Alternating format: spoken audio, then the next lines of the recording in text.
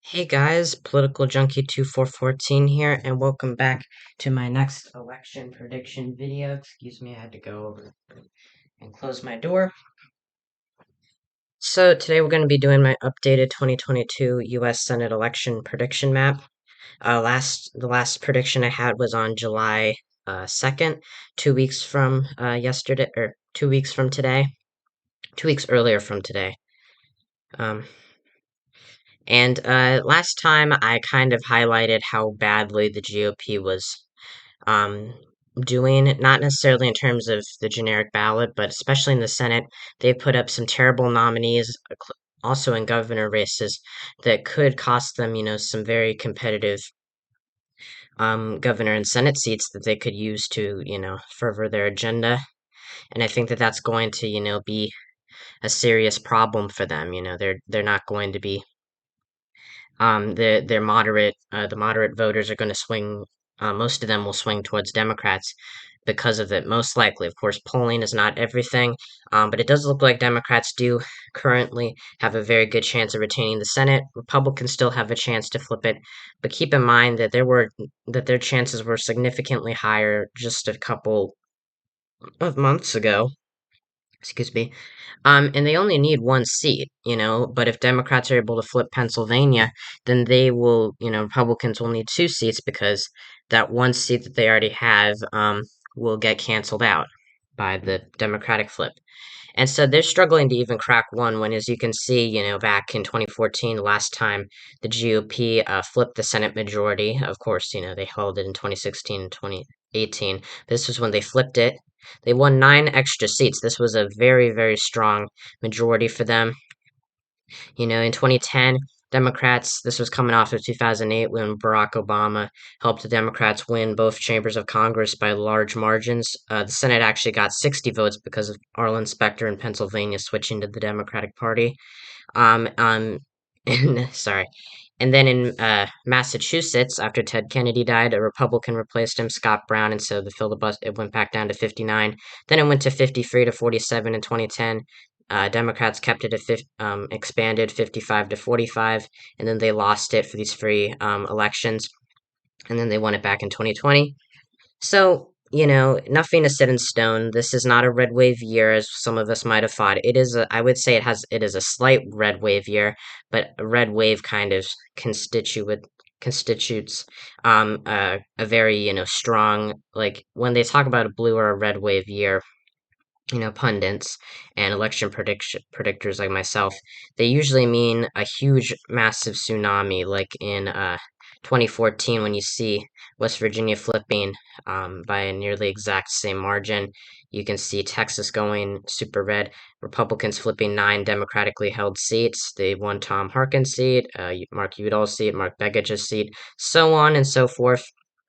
The Democrats almost lost in Virginia, which was very surprising. Mark Warner barely defeated Ed Gillespie, who was a pretty bad candidate, but still, he was able to break some. He was able to do fairly well against Warner, who had won by let me go back, who had won by 31 points just 6 years before in 2008 when he was first elected.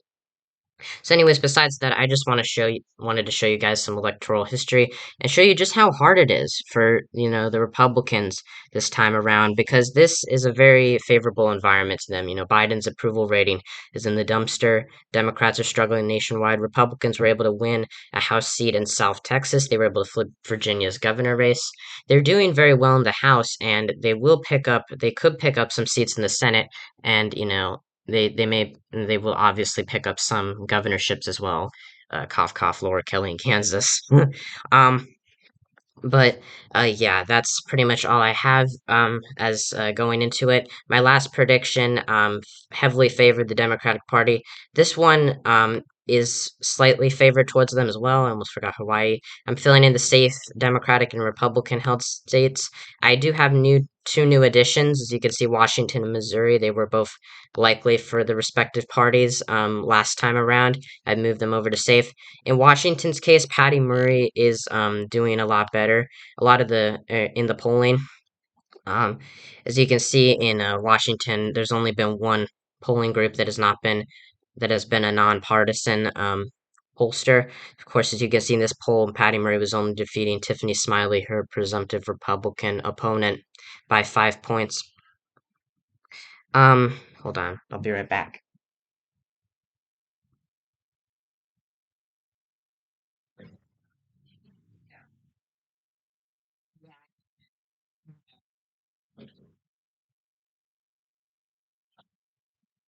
Sorry about that. I had to deal with something. Anyways, I was talking about how Tiffany Smiley, the presumptive Republican challenger, was, he is not doing very well against Patty Murray in this poll. You can see Murray's up by 18 points. There was a lot of undecided voters, and as you can see, there are less undecided voters in these partisan polls. Murray, I think, is going to win. If she's winning by a likely margin, it'll be close to safe. I think if she wins by a safe margin, it'll be around 15 to 16 points. And I just think it's safe right now because I don't see a lot from Tiffany Smiley. Let's look back at history. Murray is a five-time incumbent. Her most competitive race was in 2010. As you can see, she was going up against Dino Rossi, who I believe ran for Washington's governorship in 2004. As you can see, by the beginning of 2010, Dino Rossi was already doing very well. Murray's final, polling average was 0.3%. Guess what she won by? 5 points in a red wave year in a very competitive environment, or in a competitive race. Michael Bennet won by 1 point. Illinois, Mark Kirk defeated or became flipped the seat. Ron Johnson defeated Russ Feingold in Wisconsin. Pat Toomey defeated Joe Sestak in Pennsylvania. Indiana flipped to Dan Coates without Evan Bayh running. New Hampshire, Kelly Ayotte held on to the seat very strongly. Nevada, Harry Reid did win by an overwhelming margin. Reid also outperformed polling expectations. But when you see Tiffany Smiley failing to break that much to break a large percentage of the vote, except for this one probably biased Republican poll. Of course, these Democratic polls might be a little biased too. But when you see her failing to win a single poll, um, 10 months before the election and showing and seeing how Murray outperformed the polls already, even though it was a competitive race, I'm sorry. Everyone's hyping up Washington to be the sleeper flip for Republicans.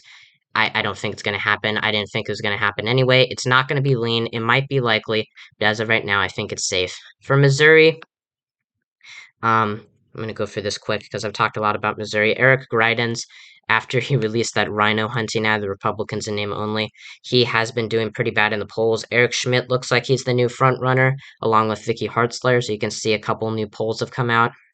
Um, Hartzler and Greitens are tied in this poll. I think that Hartzler also has a good chance of winning the nomination, but I think Eric Schmidt's the clear front runner. And yeah, this is sponsored by a Republican pollster that opposes Greitens. But as you can see, he's down 12 points to Eric Schmidt. He's in third place in this poll. Vicky Hartzler has a larger chance of winning. And as you can see, you know, just about, Eric Greitens was winning in polls that had more or just about the same amount of undecided voters. So yeah, I think that with the right candidate, with Eric Schmidt, the Attorney General, I think Republicans can prevent a possible disaster for themselves. That's all I'm going to talk about with the safe races because I spend too much time on the non-competitive races, or not so competitive races.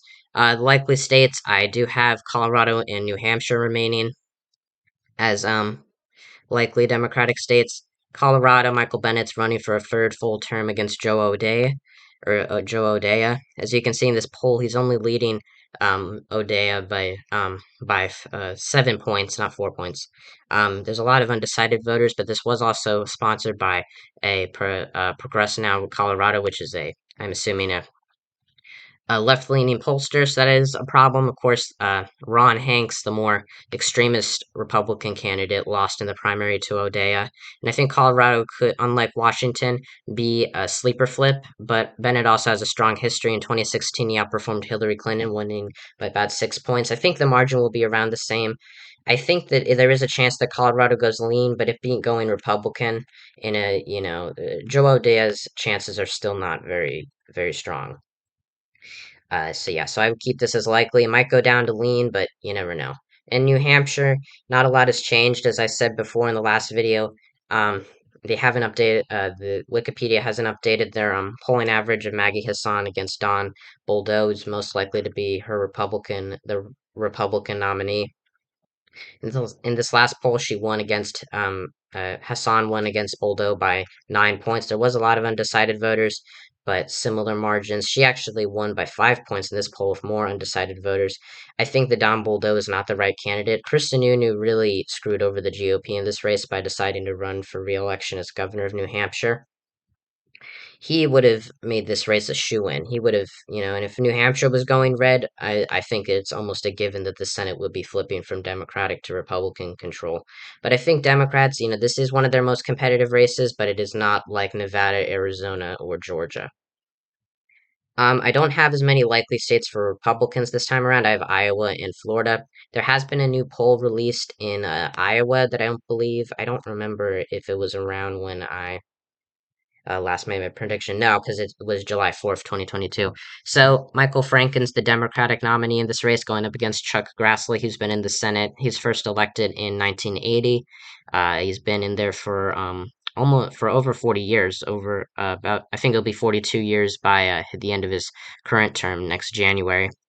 He's decided to run again. He's 89 years old, or 88 currently, will be 89 by election day.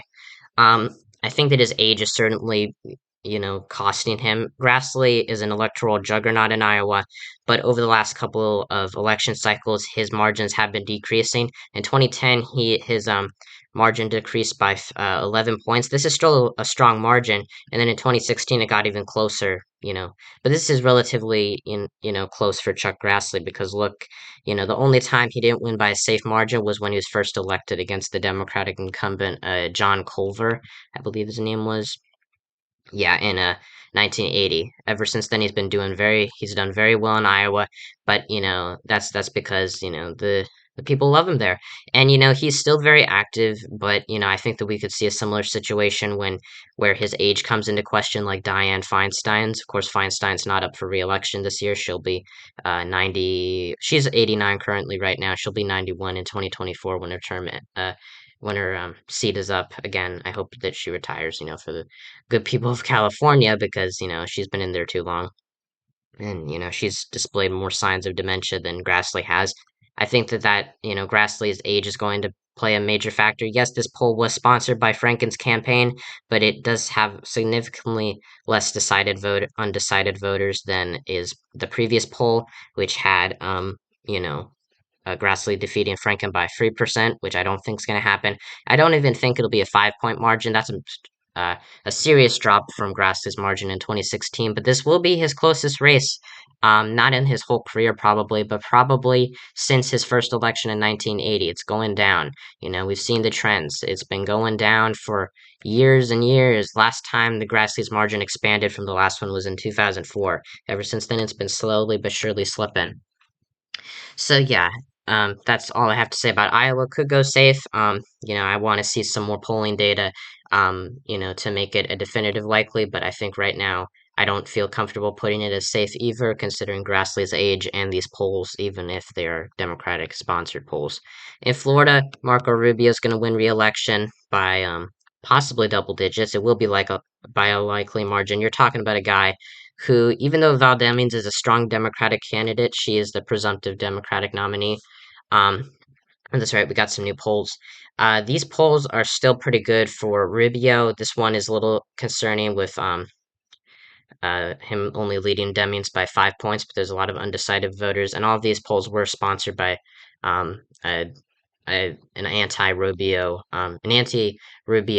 pollster or company organization. And he did outperform, Donald Trump by 6 points in 2016, won by 7.7, while Trump won Florida against Hillary Clinton by just 1 point. So yeah, and if that doesn't tell you what you need to know about Marco Rubio, it's that he's a very strong incumbent. In 2010, he probably would have lost if the Democratic Party was united behind either Charlie Crist or Kendrick Meek, because as you can see, if you add up these percentages, I'll show you guys, because if you add up these percentages, they defeat Rubio, or they outmatch Rubio by a point. even in a red wave year. But that's not a guaranteed of what would have happened. There's still it was a red wave year, and Rubio probably would have won. But it's interesting to look at that. And Rubio, Florida is shifting rightward, and it's going to be very hard for Democrats to flip the state. All right, so that's all the likely states. Now let's get into the lean states. I know you might be surprised not to see Ohio as a lean state or as a likely state. It is a lean state, actually. So I'll just go over the lean Republican states now.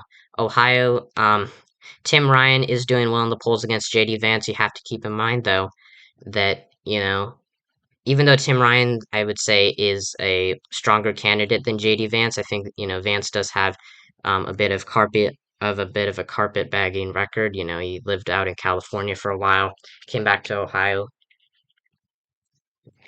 At least that's what I hear. Don't quote me on that, but that is the rumors. I mean, he has said that himself, so not really rumors.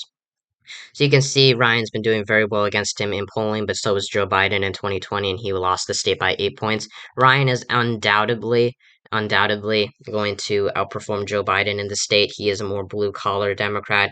He's been appealing to the moderates and the centrists. He's saying, he's focusing on the economy in Ohio, the jobs. He's been focusing on a bit of an anti-China stance. Saying China's taken away our jobs.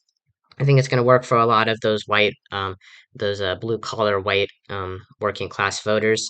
They're going to swing in his direction, but I think Ohio, I just don't see it going blue, especially in a year that is troubling for the Democratic Party. And JD Vance was the wrong candidate for Republicans to nominate.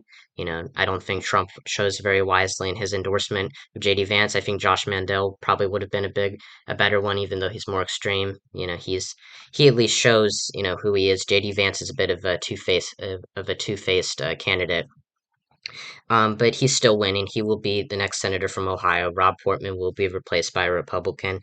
In North Carolina, another retirement. Richard Burr's retiring. Ted Budd is the Republican nominee. He is a congressman from the 11th district, I believe, of North Carolina. I don't remember exactly. Sherry Beasley is the former Chief Justice of the North Carolina Supreme Court. She is the Democratic nominee. Polls in North Carolina were pretty bad in 2020. Cal Cunningham was expected to defeat incumbent Republican Thom Tillis. He led in almost every single poll, yet he lost. That may have been due to his sexual misconduct allegations, but Tillis also had a lot of problems behind himself as well. So it was a very close race, but Tillis did a lot better, and he ended up winning in an upset. North Carolina also was expected to go to Biden against Trump, but Trump ended up winning it by a similar margin, a little bit less than Tillis did. As you can see in these polls, the thing that I find interesting is the Trafalgar Group, which is a Republican pollster, very heavily favors Republicans, only has Budd up by 3 points. There's a lot of undecided or other voters, but as you can see, there are even more when you add these up in the in some of the other recent polls. I don't think Sherry Beasley is going to win. She is a strong candidate. She almost retained her North Carolina Supreme Court seat since I believe that um, I believe North Carolina elects their own Supreme Court justices. It's a little bit different state by state. It's not like in the national environment where the president appoints them for lifetime terms. But yeah, Ted Budd is doing very well. I think if Pat McCrory was in the race, Pat McCrory, if he was the Republican nominee, which he almost was he was expected to be for a while, but then Ted Budd pulled ahead of him and won by a massive margin in the primary. I think then I could see the race going to Sherry Beasley very easily, not by a larger margin, but I think it would be a lot more attainable for her. I was thinking about putting this state as likely since, I switched back and forth in my assessment before I, published these predictions. But, I think, Ted Budd's got it in the bag right now. I think he could win by over 5 points, but, the average has him up by 3 points. So I think it'll be like 4 or 5 points. 5 points is, of course, a likely margin. I think it'll be just under likely. So that's the lean Republican states. Let's go to the lean Democratic states. Pennsylvania and Arizona, same as last time. Well, they both were lean Democratic before, but I have taken off Nevada and Arizona from that list. The Republican primary, Jim Lamont seems to be doing a little bit better against Blake Masters than he previously was, but Blake Masters is still, the Trump endorsed candidate. He is the one that's going to defeat Mark Brnovich and Jim Lamont in that primary. He's going up against Mark Kelly. I am losing a lot of faith in Blake Masters. I think that this race should be so easy. Nevada should not be more Republican leaning in the Senate elections than Arizona is in its election for the Senate. But, this is one of those rare cases where Arizona is going to vote to the left of Nevada, most likely. Blake Masters is an extremely bad candidate, said some very racially insensitive things. He is pretty much as far right as you can get for a Republican. He has, supported overturning Roe v. Wade, which, is probably, it's pretty normal for Republicans right now. But he has, said, just like Josh Hawley, that he's not going to nominate or, support any judicial nominees that do not say they're pro-choice or not support them. I don't know exactly how I said that, but he's not going to support any pro-choice nominees. He's very anti-abortion. He said some insensitive things about black people in relation to mass shootings. He's met with a lot of Tea Party activists, not the typical moderate establishment of Arizona Republicans, or not the person that moderate establishment Republicans in Arizona, like in Maricopa County, are going to like. That's why they pushed away from Trump, was mainly due to his remarks about John McCain and also his political extremism. That's also what helped Kirsten Sinema and Mark Kelly win against Martha McSally. But it's going to be very hard for Blake Masters to win this race. It is still possible. I might be overestimating Democratic support a little bit, but I don't see it happening. So, I don't see Blake Masters winning right now. It's definitely possible, but I think Mark Kelly is doing very well. He's running unopposed in the primary, and I think that, these polls have been very biased towards him. I don't believe he's winning by a likely margin. But I think that it's still within reach for him. Still within reach for Blake Masters and for Mark Kelly. So this race is competitive, but Arizona's competitive. Nevada is too, but I'm talking about Arizona right now. But Arizona is competitive. And I will just have to see what happens. But I think Mark Kelly's doing very well right now. So now we're down to the tilt states. I have Georgia and Nevada for Democrats and Wisconsin for Republicans. I'm going to go over Nevada and Georgia first. Georgia, Herschel Walker is not doing very well. I am moving this down from lean Democrat to tilt Democrat. I've been trying to compare, 538 and Real Clear Politics averages and how close they were in the 2021 Senate runoff to Warnock's victory. 538 was pretty much on the money. I could see this race going lean, but also Biden was expected to win the state at the very end of the campaign by like a point or two, and he didn't. He won it by 0 point. He won it by less than a quarter of a percentage point. Herschel Walker is a terrible nominee for Georgia. He's has some controversies about domestic abuse, about fathering children that are not that he does not parent that he does not particularly parent. He's had a lot of problems. He said that all the good, natural resources are going to China because they don't want to be in America, which is complete nonsense. I mean, depending on how you look at it, but the way he said it was complete buffoonery, if you ask me, and I think anyone else would tell you that. Um, Walker did win this poll uh, during the interval since my last prediction, but Warnock came back and won another poll, and this was a compromise poll, or a combination of these two companies working together. Warnock is doing very well. Walker couldn't even defeat Warnock in a poll sponsored by his own campaign. This was also a Democratic sponsored poll that showed Walker up, but I mean, this race is very close, but I think Warnock has the inherent advantage. I think, there's still room for Herschel Walker to win. There's room for, um, but I just don't see it right now. Too many things have come out about him, and it's getting worse and worse for him by the week. In Nevada, Catherine Cortez Masto, Adam Laxalt are going at it. Cortez Masto is the incumbent senator that replaced Harry Reid after his retirement. there has been another poll released that has shown Cortez Masto up by three. There is a lot of other undecided voters, but I think that the abortion issue and Roe v. Wade is going to severely uh, uh, impact Adam Laxalt's ability to win, as he was, a little hush hush about it until Roe v. Wade was overturned in an audio document or an audio log was found or discovered of him, basically saying he was very happy about the decision. That's not going to sit well with Nevada's moderate voters. And I think that this race is pretty close. It's pretty much statistically tied on a 538. I originally, in between until a couple days ago, in between my last prediction, I did have this race going to Laxalt, but I just I it's very hard for me to decide on this race. I think that Cortez Masto is a very strong incumbent, but she's also a very weak incumbent, if that makes sense. Emerson College is a pretty accurate pollster, from my understanding, and Nevada does have a history of underestimating Democratic support, but Adam Laxalt's also a very strong candidate, so I give Cortez Masto the very, very, very small margin of victory, extremely small. And then in Wisconsin, the final race. Ron Johnson is in a bit of a tough spot. Also, are Democrats. There hasn't been any new polls for the primary coming up between Mandela Barnes, Sarah Godwin-Lewinsky, or Lusky, Alex Lazary, and Tom Nelson. Of course, I don't think Godwin-Lusky or Tom Nelson's going to win.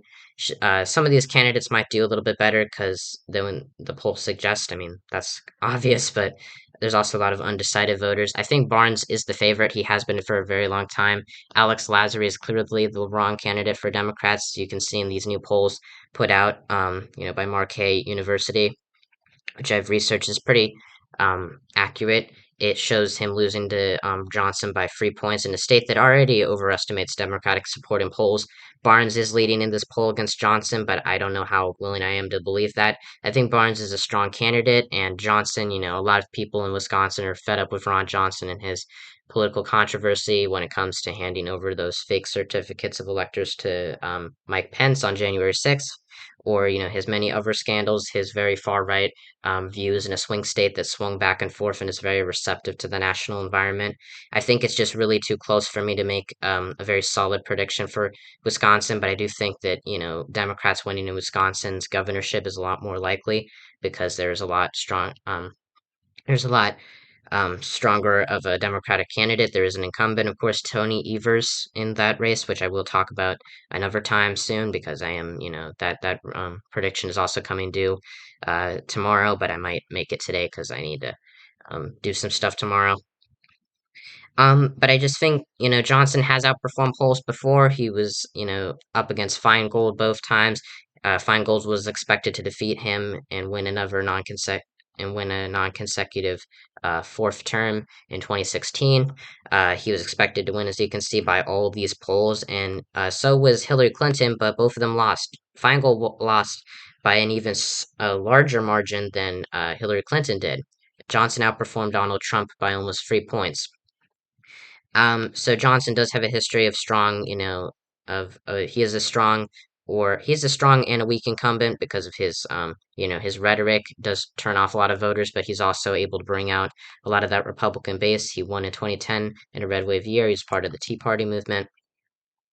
He was a businessman before politics. He hasn't held any other political office. I just think Johnson, he has a strong enough incumbency factor, even though voters are focused on getting him out, he is still strong enough, I think, to win a third term. If he wasn't running, I think Republicans would be pretty much screwed in this race. It would be a pretty easy victory for Democrats in a year that already so many bad candidates are running, including Ron Johnson, but he's an incumbent. He has proven to us that he can outperform polls, and yeah, I think that he'll win by tilt margin as of right now. So, after all that rambling, the fun rambling, I like doing this. So the final map, we have Democrats winning 51 to 49. Of course, same amount of senators as my last prediction, or same amount of senators for each party as my last prediction. Democrats gain one seat in Pennsylvania, and I forgot to talk about Pennsylvania, by the way. Mehmet Oz is, not doing very well against John Fetterman. Fetterman starting to come back on the campaign trail. But Oz has not taken enough advantage of Fetterman's timeout due to his stroke. But Oz can still win that race, but it's going to be very hard for him to do so, especially when he's behind in the polls. You know, I mean, I know that polls can be sometime or often inaccurate, but I think Fetterman, is going to make a case to Pennsylvania voters that Oz is pretty much a carpetbagger, which I think he is. Lives in New Jersey. He keeps on mentioning how he's from New Jersey. He kind of seems a little out of touch with Pennsylvania voters. And so, yeah, I don't think he's going to be the next senator from Pennsylvania. Pat Toomey will probably be replaced by Fetterman, but you never know. I'll keep an eye on each of these races as I have to. So, as I was saying, Democrats still end up with 51 seats, and Republicans end up with 49 seats. Democrats gain a seat in Pennsylvania. Republicans hold on to Wisconsin, Ohio, North Carolina. Democrats hold on to Nevada, Arizona, Georgia, Colorado, Washington, sort of, because that's sort of competitive, and New Hampshire, and they flip Pennsylvania, obviously. So thank you guys so much for watching. Sorry if this video was pretty long. I think this is about my average amount of time. I'll come back in 2 weeks with another Senate election prediction. And yeah, as we get closer to the election, I am going to, be talking about these races about every week or so. But I think I'm not going to start doing that until like September or October. And I'll, we'll play it by ear. I'll see you guys soon with my next governor election prediction. Make sure to subscribe, share, like the video, turn on notifications for the channel. Check out my main channel, Interactive127, if you want to see some more of my non-political videos and hang out, have a good time. Also, check out my comrade, Grellinger666, who will hopefully be back soon. So, yeah, and I'll see you guys next time when I talk about all things politics. See ya.